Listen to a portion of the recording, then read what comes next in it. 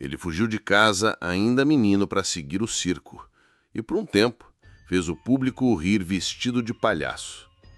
Mas por trás da maquiagem e do sorriso inocente havia um segredo sombrio. Décadas depois, o Brasil conheceria uma história que até hoje intriga investigadores. Hoje você vai descobrir quem foi Pedro Costa de Oliveira, o homem por trás de um dos casos mais obscuros do nosso país. Mas antes, deixa o like e se inscreve no canal para fazer parte da família.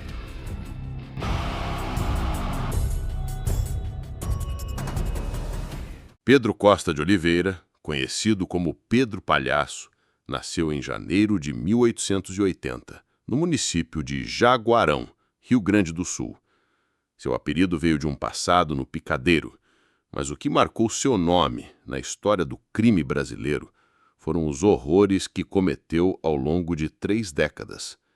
Entre 1922 e 1952, ele tentou contra a vida de pelo menos 3 mulheres. Crimes que chocaram o Estado e colocaram seu nome entre os criminosos mais perigosos do país. Ele foi um dos detentos com maior pena acumulada no sistema prisional gaúcho, mais de 130 anos de reclusão. O modus operandi de Pedro seguia um roteiro sombrio. Ele ganhava a confiança das vítimas, geralmente mulheres com quem mantinha alguma relação superficial, e as atraía para lugares isolados ou para sua própria residência. Lá revelava desejos sexuais pouco comuns e, quando as mulheres recusavam, a situação escalava rapidamente. Ele partia para o ataque físicos e, em alguns casos, praticava relações com seus corpos.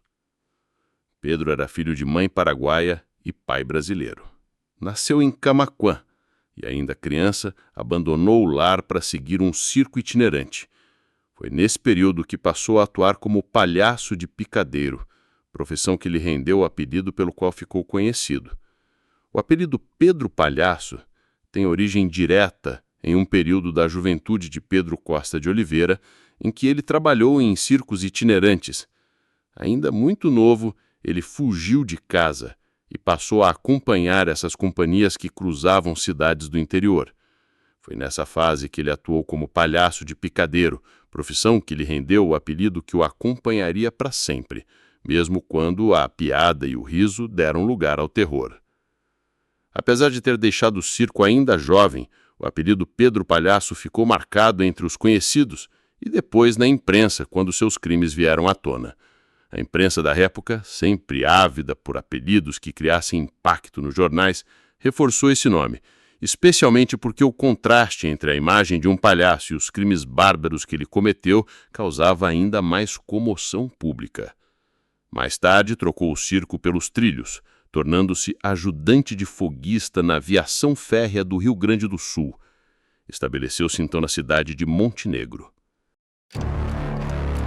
O primeiro crime.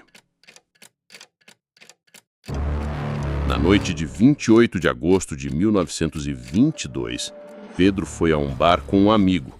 Lá se juntaram a 2 jovens, Maria da Glória e Araci Ferrão, uma adolescente de apenas 16 anos.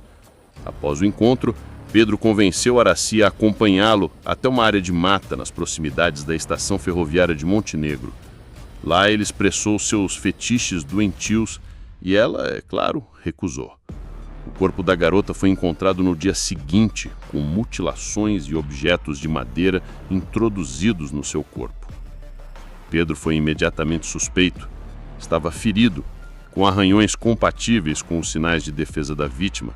Suas roupas manchadas de sangue haviam sido lavadas às pressas. Foi preso preventivamente 2 dias depois. Em janeiro de 1923, foi condenado a 25 anos e 6 meses de prisão, a serem cumpridos na Casa de Correção de Porto Alegre.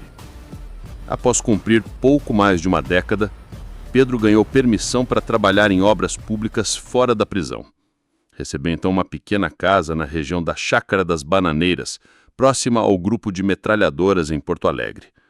Mas a liberdade, mesmo que parcial, teve consequências devastadoras.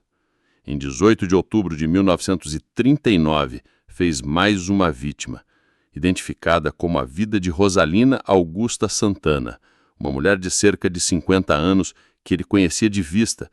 Os dois haviam combinado um encontro casual em um terreno baldio, onde ele tentou impor novamente suas fantasias. Diante da recusa, Rosalina teve sua vida ceifada. O corpo apresentava sinais de luta, arranhões no rosto de Pedro e vestígios de pele nas unhas da vítima. O laudo confirmou: Pedro praticou relações com o corpo de Rosalina, já sem vida. Ele foi preso mais uma vez e condenado a mais 21 anos de prisão. Em 1946, autoridades penitenciárias solicitaram uma avaliação psiquiátrica. Após meses de observação no manicômio judiciário Maurício Cardoso, o diagnóstico foi categórico. Pedro era psicopata e altamente perigoso. O parecer recomendava que ele jamais voltasse a conviver em sociedade. Mesmo assim, 2 anos depois, ele entrou com um pedido de liberdade condicional. O argumento era simples. A legislação da época impunha um teto de 30 anos de prisão para qualquer detento. Apesar de seguidas negativas em instâncias inferiores, o processo chegou ao Superior Tribunal Federal, onde o juiz Dionísio Lima da Silva concedeu a liberdade. Em 7 de junho de 1950, Pedro Palhaço estava novamente livre. Menos de 2 anos da soltura, em 13 de abril de 1952, ele voltou a atacar novamente. Dessa vez, a vítima era Universina Alves, uma mulher de 43 anos, conhecida por vender pequenos objetos na Praça 15 de Novembro, em Porto Alegre. Ela foi convidada para a casa de Pedro após uma noite bebendo em bares da cidade.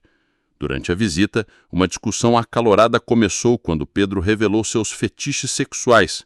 Diante da recusa de Universina, ele a atacou. Em seguida, voltou a praticar atividades sexuais com o corpo.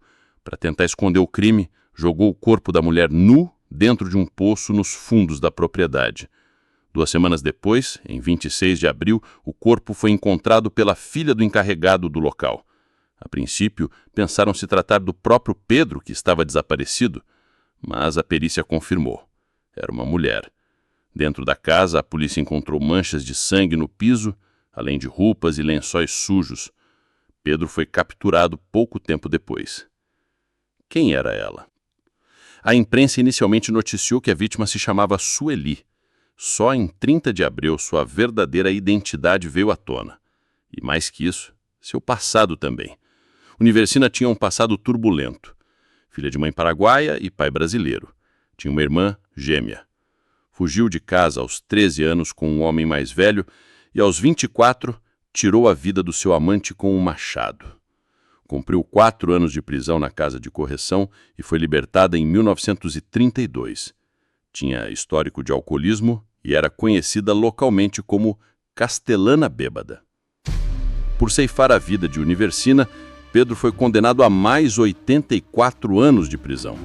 Com as penas anteriores, sua condenação acumulada chegou a 130 anos. Pedro Costa de Oliveira seguiu recluso até os últimos dias de vida. Em 1957, teve uma das pernas amputada devido a uma infecção. Faleceu aos 87 anos, em 19 de março de 1967, vítima de caquexia, um estado extremo de fragilidade física. Faleceu onde viveu boa parte da vida, atrás das grades da penitenciária estadual.